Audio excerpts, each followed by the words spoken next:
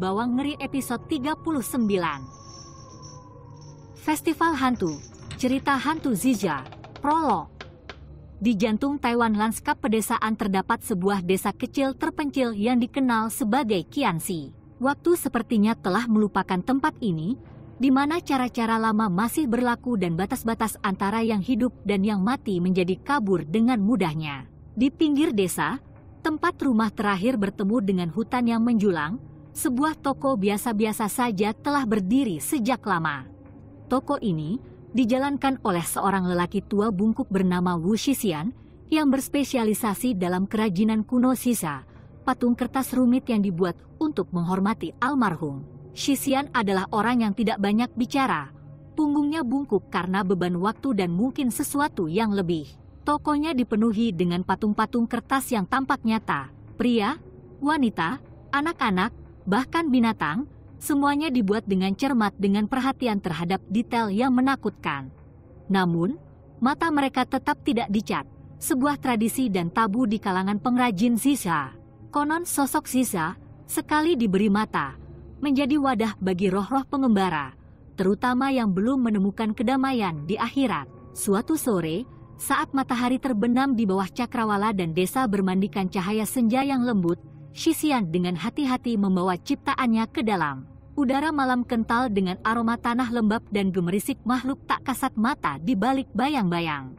Di antara sosok-sosok itu terdapat sepasang boneka kertas, seorang pria dan seorang wanita, mengenakan pakaian tradisional merah dan hijau, warnanya mencolok dalam cahaya redup.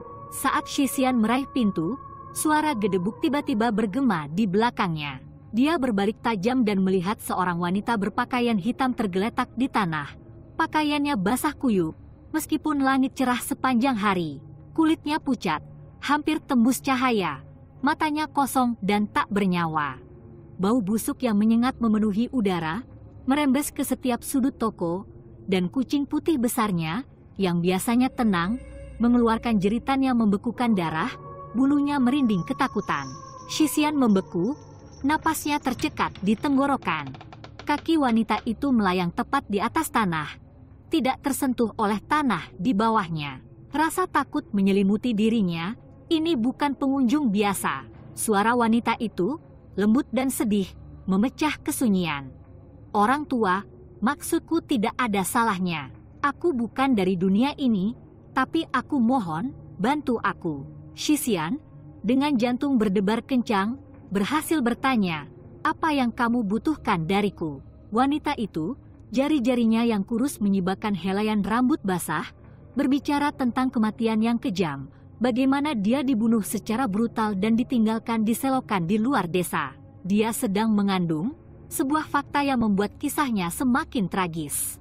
Semangatnya yang terikat oleh urusan yang belum selesai tidak bisa move on. Dia memohon kepada Shixian untuk mengambil jenazahnya dan mengembalikannya kepada suaminya di tempat terdekat village of Songchun, sehingga dia dan anaknya yang belum lahir akhirnya bisa menemukan kedamaian. Tergerak oleh penderitaannya, Shixian setuju, meskipun pikirannya diliputi keraguan. Ini bukan pertama kalinya dia menemukan sesuatu dari alam kubur, namun kisah wanita itu menarik hatinya. Dia mengumpulkan keberaniannya dan bersiap untuk mengikutinya hingga malam. Saat mereka berjalan di jalan sepi menuju parit, wanita yang memimpin jalan, Shixian memperhatikan aroma busuk yang menyengat dari dirinya, meskipun dia membawa bungkusan harum. Jalannya terasa tak berujung, bayangan semakin dalam di setiap langkah. Shixian mencoba berbasa-basi, menanyakan tentang kehidupannya di Zhongchun, tetapi ada sesuatu dalam tanggapannya yang membuatnya gelisah. Akhirnya, mereka sampai di parit, celah dalam dan gelap yang seolah menelan cahaya. Wanita itu menunjuk ke bawah, suaranya berbisik, tubuhku terbaring di sana. Shixian mengintip ke dalam kegelapan, tapi malam itu terlalu tebal untuk melihat apapun dengan jelas. Dia ragu-ragu, menyarankan agar mereka menunggu sampai fajar. Wanita itu, yang kesabarannya memudar, mendesak agar dia segera turun. Tapi saat cahaya fajar pertama mulai merambat ke langit, Shixian melihat kilatan samar sesuatu di matanya, sesuatu yang gelap, jahat. Tanpa peringatan, Shixian mengeluarkan jimat dari sakunya dan menempelkannya ke dahi wanita itu. Kepulan asap membubung dari tempat kertas itu bertemu dengan kulitnya, dan dia tersentak. Ekspresi kebencian murni mengubah wajahnya. "Dasar bodoh, kamu pikir kamu bisa menipuku?" Dia menggeram, suaranya tidak lagi memohon tetapi berbisa. Wanita itu bukanlah seperti yang dia klaim. Dia adalah hantu bau, roh jahat yang dikenal karena baunya yang sangat menyengat dan kemampuannya untuk memikat orang yang hidup menuju kehancuran. Perutnya, yang bengkak karena pembusukan, merupakan olok-olok kehamilan yang mengerikan. Shisian sudah tahu sejak awal, aroma itu telah mengkhianatinya, dan reaksi kucing putih itu membenarkan kecurigaannya. Dengan jeritan terakhir yang penuh kesedihan, hantu itu ditelan cahaya fajar, wujudnya hancur menjadi kepulan asap yang menghilang ke udara pagi. Shisian berdiri sendirian di tepi parit, beban yang hampir terasa berat di pundaknya. Dia tahu ini bukanlah akhir. Semangat seperti itu tidak pernah tenang. Saat dia kembali ke desa, sinar matahari pertama menyentuh bumi, namun rasa dingin di tulangnya tetap ada. Bab 1. Pertanda pertama. Berminggu-minggu telah berlalu sejak malam yang mengerikan itu, namun kenangan itu tetap melekat seperti bayangan di setiap momen terjaganya Shisian. Penduduk desa Qianxi melanjutkan kehidupan sehari-hari mereka, tidak menyadari bahaya yang mengintai di ujung dunia mereka. Shisian melanjutkan pekerjaannya di toko visa, tangannya bergerak secara otomatis dengan gerakan yang biasa dia lakukan, namun pikirannya berada di tempat lain, dihantui oleh pertemuan itu. Tidak lama kemudian hal-hal aneh mulai terjadi di desa tersebut. Tanda pertama muncul ketika hewan ternak mulai menghilang. Awalnya hanya beberapa ekor ayam, lalu seekor kambing, dan akhirnya seekor sapi menghilang tanpa jejak. Penduduk desa berbisik tentang serigala atau anjing liar, tapi Shisian lebih tahu. Penghilangan tersebut terjadi pada malam hari ketika bulan tersembunyi di balik awan tebal, dan udara terasa berat dengan keheningan yang tidak wajar. Lalu datanglah mimpi-mimpi itu. Penduduk desa melaporkan terbangun di tengah malam, bermandikan keringat, dan merasa ada sesuatu yang mengawasi mereka. Anak-anak berbicara tentang sosok bayangan yang berdiri di kaki tempat tidur mereka, sosok dengan mata cekung dan bau busuk memenuhi ruangan. Shisian mengetahui tanda-tandanya dengan sangat baik. Kekuatan jahat apapun yang dia temui belum bisa dikalahkan, itu hanya mengambil bentuk yang berbeda.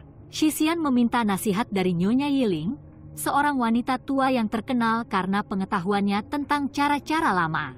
Dia tinggal sendirian di sebuah gubuk kecil di pinggiran desa, dikelilingi oleh tumbuhan dan jimat. Yiling adalah orang yang setia di Qianxi, dihormati dan ditakuti karena kemampuannya berkomunikasi dengan dunia roh. Ketika Shisian tiba, dia sudah menunggunya, matanya yang tajam mengamati dia saat dia memasuki ruangan yang remang-remang. Tanpa sepatah kata pun, dia memberi isyarat padanya untuk duduk dan mulai menyeduh sepoci teh. Aroma tanaman pahit memenuhi udara. "Kau telah mengaduk sesuatu, bukan, Shisian?" Dia bertanya, suaranya serak seiring bertambahnya usia. Shisian mengangguk, menceritakan kejadian malam itu secara detail. Yiling mendengarkan dengan penuh perhatian, ekspresinya semakin khawatir setiap saat. "Kamu benar jika mencurigainya, tapi salah jika mengira dia akan menghilang begitu saja," kata Yiling, akhirnya memecah kesunyian. Hantu bau busuk itu gigih. Mereka memakan rasa takut, dan begitu mereka menempel di suatu tempat, mereka hampir mustahil untuk disingkirkan. "Kamu sudah menanganinya, tapi dia meninggalkan bekas di desa ini." Hati Shisian tenggelam. Apa yang bisa saya lakukan? Yiling meraih sebuah kotak kayu kecil, membukanya dan memperlihatkan satu set jimat kuno. Masing-masing bertuliskan simbol yang tampak bersinar redup dalam cahaya redup. Ini adalah pelindung roh, cukup kuat untuk mengusir sebagian besar entitas jahat. Tempatkan mereka di sekitar toko Anda, rumah Anda, dan tempat di mana orang hilang terjadi. Namun berhati-hatilah, ini hanya solusi sementara. Hantu bau akan menemukan jalan keluarnya. Mereka pada akhirnya. Shisian mengambil jimat itu, merasakan beratnya di tangannya. Bagaimana dengan mimpinya? Sosok yang menghantui anak-anak. Yiling ragu-ragu, ekspresinya muram. Itu pertanda sesuatu yang jauh lebih buruk daripada hantu bau. Ada kekuatan kuno yang berperan di sini, roh yang telah terganggu oleh apa yang kamu lakukan. Mimpi adalah peringatan, sesuatu yang lain akan datang, sesuatu yang tumbuh subur di tengah ketakutan dan penderitaan. Cengkeraman Shisian semakin erat pada jimat itu. Bagaimana cara menghentikannya? Yiling menggelengkan kepalanya. Aku tidak tahu apakah kamu bisa, tapi kamu harus bersiap. Kumpulkan penduduk desa, peringatkan mereka, dan lindungi mereka sebaik mungkin. Cara lama mungkin satu-satunya penghalang antara kita dan kegelapan apapun yang akan datang. Saat Shisian meninggalkan gubuk Yiling, matahari mulai terbenam, menimbulkan bayangan panjang di seluruh desa. Udara dipenuhi aroma hujan, meski langit tetap cerah.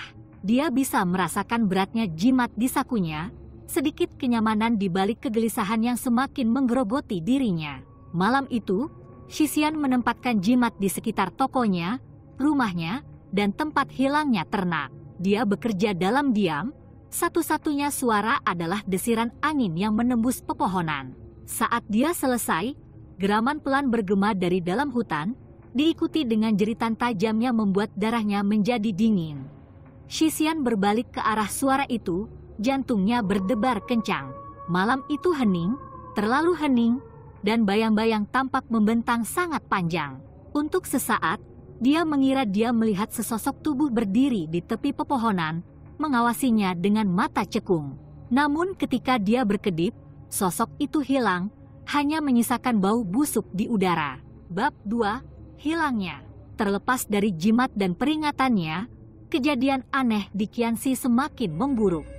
Penduduk desa, yang dulunya mengabaikan kekhawatiran Shisian, kini terus-menerus hidup dalam ketakutan. Ternak terus berkurang, namun kini manusia pun ikut berkurang. Dimulai dari mereka yang tua dan lemah, mereka yang tinggal di pinggiran desa, sendirian dan terlupakan. Satu demi satu, mereka menghilang tanpa jejak, rumah mereka dibiarkan begitu saja, seolah-olah mereka baru saja pergi di tengah malam. Orang pertama yang pergi adalah Pak Tua Chen, seorang pertapa yang tinggal di sebuah gubuk bobrok di dekat tepi hutan. Dia dikenal karena kebiasaannya yang aneh dan temperamennya yang buruk, tapi dia pun tidak pantas menerima nasib seperti itu.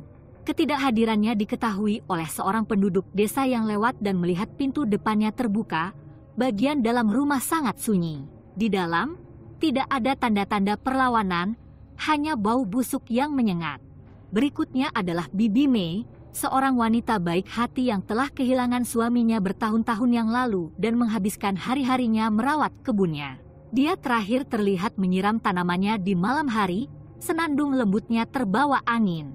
Ketika seorang tetangga datang berkunjung keesokan paginya, dia telah pergi, peralatan berkebun tergeletak di tempat dia meninggalkannya, tanah lembab karena air yang sudah lama menguap. Hilangnya orang-orang tersebut menyebar seperti wabah, dan setiap kasus lebih meresahkan dibandingkan sebelumnya. Penduduk desa tidak lagi keluar setelah gelap, mengunci pintu dan jendela segera setelah matahari terbenam di bawah cakrawala. Ketakutan menyelimuti Qianxi seperti selimut yang menyesakkan, dan komunitas yang dulunya erat mulai tercerai-berai. Setiap orang terlalu takut untuk mempercayai tetangganya.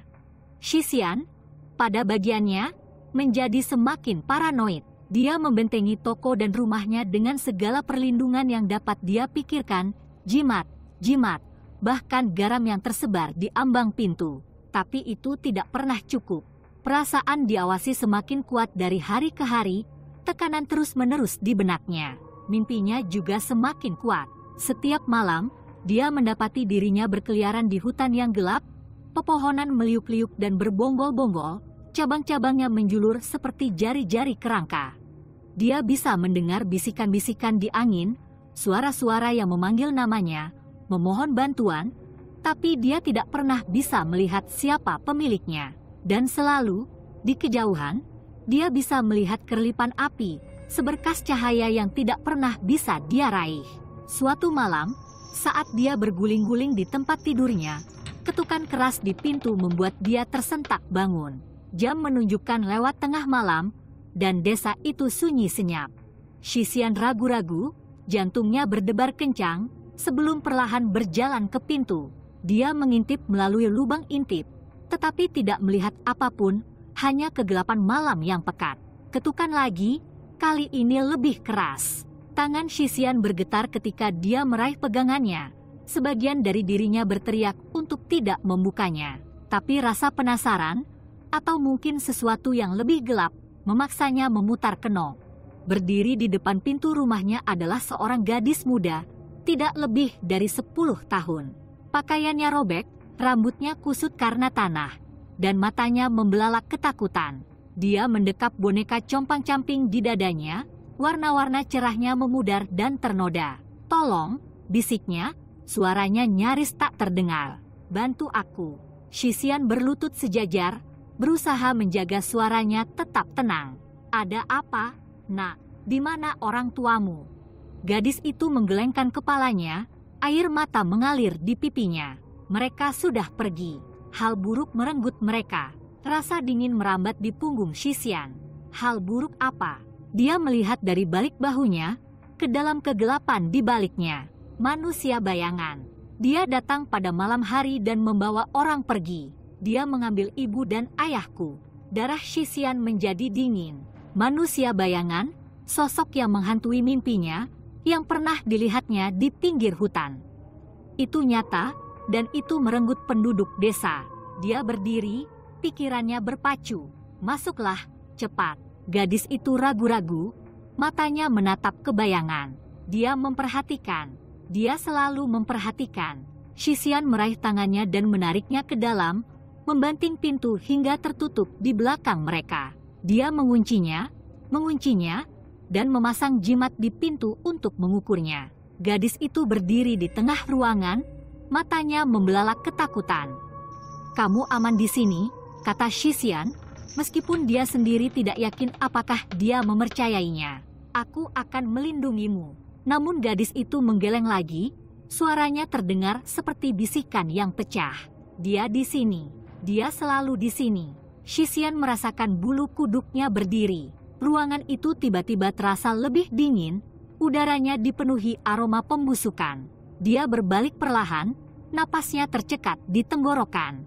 Di sudut ruangan, tepat di balik cahaya lilin yang berkelap-kelip, berdiri sesosok pria tinggi kurus, wajahnya tertutup bayangan. Matanya, hampa dan kosong, seakan menembus jiwa Shisian. Gadis itu menjerit, ratapan nyaring yang menembus malam. Shisian tersandung ke belakang, jantungnya berdebar kencang. Dia mengambil jimat terdekat dan melemparkannya ke sosok itu, tetapi jimat itu melewatinya seolah-olah dia terbuat dari asap. Manusia bayangan itu melangkah maju, gerakannya lambat dan hati-hati. Papan lantai berderit karena bebannya. Shisian bisa merasakan kehadirannya, tekanan dingin dan menyesakkan yang mengancam akan menghancurkannya. Putus asa, dia meraih jimat lain, yang lebih besar dan lebih banyak hiasannya, dan mengulurkannya di depannya. Pria bayangan itu berhenti, matanya yang cekung menyipit. Untuk sesaat, ruangan itu hening, ketegangannya cukup kental hingga bisa dipotong dengan pisau. Lalu, tanpa peringatan, manusia bayangan itu menerjang, wujudnya menghilang menjadi awan kegelapan yang menyelimuti ruangan. Shisian berteriak, suaranya hilang dalam kegelapan yang berputar-putar. Hal terakhir yang dilihatnya sebelum kegelapan membawanya adalah wajah ketakutan gadis itu, matanya membelalak ketakutan. Dan kemudian, tidak ada apa-apa. Bab 3, yang menghantui. Ketika Shisian terbangun, matahari bersinar melalui jendela, dan ruangan itu dipenuhi dengan suara desa yang mulai hidup. Dia duduk, kepalanya berdebar kencang, dan melihat sekeliling dengan bingung. Gadis itu telah pergi, begitu pula pria bayangan itu. Ruangan itu persis seperti sebelumnya, tanpa ada tanda-tanda kekacauan yang terjadi malam sebelumnya.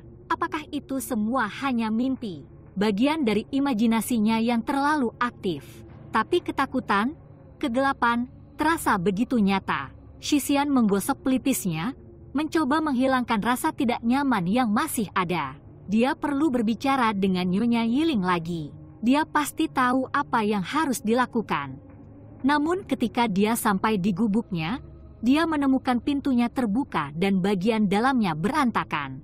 Tumbuhan dan jimat berserakan di lantai, dan udara dipenuhi bau asap. Nyonya Yiling tidak ditemukan.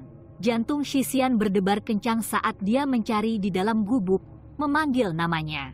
Namun tidak ada jawaban, yang ada hanya kesunyian dari tempat yang ditinggalkan begitu saja. Dia menemukannya di ruang belakang, merosot ke dinding, wajahnya pucat dan napasnya pendek. Matanya terbuka saat dia mendekat, dan dia memberinya senyuman lemah. "Aku tahu kamu akan datang," bisiknya, suaranya nyaris tak terdengar. Shisian berlutut di sampingnya, kepanikan muncul di dadanya. Apa yang terjadi? Siapa yang melakukan ini? Yiling menggelengkan kepalanya, matanya dipenuhi kesedihan yang mendalam. Bukan siapa, tapi apa? Manusia bayangan, dia semakin kuat. Dia memberi makan rasa takut di desa, dan segera, dia tidak akan bisa dihentikan. Shisian mengepalkan tangannya, kemarahan mendidih di dalam dirinya. Pasti ada sesuatu yang bisa kita lakukan. Suatu cara untuk menghentikannya. Yiling merogoh jubahnya dan mengeluarkan sebuah kotak kecil berornamen. Ini adalah satu-satunya hal yang mungkin berhasil. Ini adalah peninggalan kuno yang diwariskan dari generasi ke generasi. Ia memiliki kekuatan untuk mengusir roh, tetapi harus dibayar mahal. Shisian mengambil kotak itu, merasakan beratnya di tangannya. Berapa biayanya? Mata Yiling penuh kesedihan. Sebuah kehidupan. Relik itu membutuhkan kekuatan hidup untuk mengaktifkannya. Sebuah pengorbanan. Hati Shisian tenggelam. Dia sudah curiga, tapi mendengarnya dengan lantang membuat semuanya menjadi lebih nyata. Hidup siapa? Yiling meletakkan tangannya yang gemetar di lengannya. Milikmu, Shisian. Hanya orang yang telah mengganggu roh yang dapat melakukan pengorbanan. Kamu harus memberikan nyawamu untuk menyelamatkan desa. Nafas Shisian tercekat di tenggorokannya. Dia telah menghabiskan seluruh hidupnya dikelilingi oleh kematian, menciptakan sisa untuk orang mati, tapi dia tidak pernah membayangkan bahwa dialah yang akan menghadapinya secara langsung. Tapi pilihan apa yang dia punya? Jika dia tidak berbuat apa-apa, manusia bayangan itu akan menghabisi desa dan semua orang di dalamnya. Dia mengangguk, keputusannya sudah dibuat. Katakan padaku apa yang harus aku lakukan. Mata Yiling berkaca-kaca. Kamu pria pemberani, Shisian. Maafkan aku harus seperti ini. Dia menjelaskan ritualnya secara rinci, bagaimana dia harus membawa relik itu ke hutan tempat manusia bayangan pertama kali muncul, bagaimana dia harus menawarkan darahnya sendiri untuk mengaktifkan kekuatannya, dan bagaimana dia harus mengucapkan kata-kata kuno yang akan mengikat roh selamanya. Saat dia berbicara, Shisian merasakan perasaan tenang yang aneh menyelimuti dirinya. Dia selalu tahu bahwa hidupnya terikat pada kematian, bahwa pekerjaannya bersama Ziza memiliki makna yang lebih dalam. Mungkin inilah tujuan sebenarnya, untuk melindungi yang hidup dari kematian. Saat ritualnya selesai, dan manusia bayangan itu akhirnya dibuang, desa akan aman. Tapi Shisian tidak mau melihatnya. Dia menghabiskan sisa hari itu untuk bersiap, mengumpulkan bahan-bahan yang diperlukan dan mengucapkan selamat tinggal pada desa yang sudah lama dia sebut sebagai rumahnya. Dia tidak memberitahu siapapun tentang rencananya, tidak ada gunanya membuat mereka khawatir, tidak ada gunanya membuat mereka menderita lebih dari yang sudah mereka alami. Saat malam tiba, Shisian berjalan ke hutan, relik itu tergenggam erat di tangannya. Pepohonan menjulang di atas, dahan-dahannya meliuk-liuk bagaikan jari-jari 1000 makhluk halus. Udara dipenuhi aroma pembusukan, dan bayang-bayang seakan berdenyut dengan kehidupannya sendiri. Dia mencapai tempat terbuka di mana dia pertama kali melihat manusia bayangan, tempat di mana semuanya dimulai. Bulan menggantung rendah di langit, memancarkan cahaya menakutkan ke seluruh pemandangan. Shisian menarik napas dalam-dalam dan memulai ritualnya. Dia menggambar sebuah lingkaran di tanah, menaburkannya dengan garam, dan meletakkan relik itu di tengahnya. Kemudian, dengan tangan gemetar, dia memotong telapak tangannya dan membiarkan darahnya menetes ke relik tersebut. Udara berderak dengan energi saat dia mengucapkan kata-kata kuno, suaranya mantap meski rasa takut mencengkeram hatinya. Bayangan di sekelilingnya mulai menggeliat, dan suhu turun tajam. Manusia bayangan itu muncul di tepi lapangan, matanya yang cekung bersinar dengan cahaya yang tidak wajar. Shisian melanjutkan ritualnya, memaksakan kata-katanya keluar bahkan ketika rasa sakit di dadanya semakin tak tertahankan. Relik itu mulai bersinar, cahaya cemerlangnya menembus kegelapan. Manusia bayangan itu mengeluarkan jeritan yang mengerikan, suara yang bergema di seluruh hutan seperti ratapan 1000 jiwa yang tersesat. Dia menerjang Shisian, tapi dihentikan oleh lingkaran garam. Wujudnya menggeliat dan berputar saat dia berjuang untuk melepaskan diri. Dengan kekuatan terakhirnya, Shisian mengucapkan kata-kata terakhir dari ritual tersebut. Relik itu meledak dalam kilatan cahaya, dan manusia bayangan itu termakan oleh cahayanya, wujudnya hancur menjadi ketiadaan. Shisian terjatuh ke tanah, penglihatannya memudar. Hal terakhir yang dilihatnya adalah bulan, bersinar terang di langit, sebelum semuanya menjadi gelap. Bab 4. Akibat. Ketika penduduk desa menemukan jenazah Shisian keesokan paginya, mereka diliputi kesedihan yang mendalam, namun juga rasa lega. Kejadian aneh telah berhenti, dan desa kembali damai. Mereka menguburkannya di tepi hutan, tempat dia mengorbankan dirinya untuk menyelamatkan mereka semua. Selama bertahun-tahun yang akan datang, penduduk desa akan menyebut Shisian sebagai pahlawan, seorang pria yang telah memberikan nyawanya untuk melindungi mereka dari kegelapan.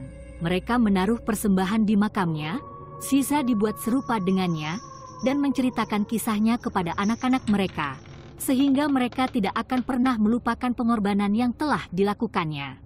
Namun hutan tetap menjadi tempat yang menakutkan, tempat di mana bayangan seolah bergerak sendiri, dan udara selalu dingin, tidak peduli musim apapun.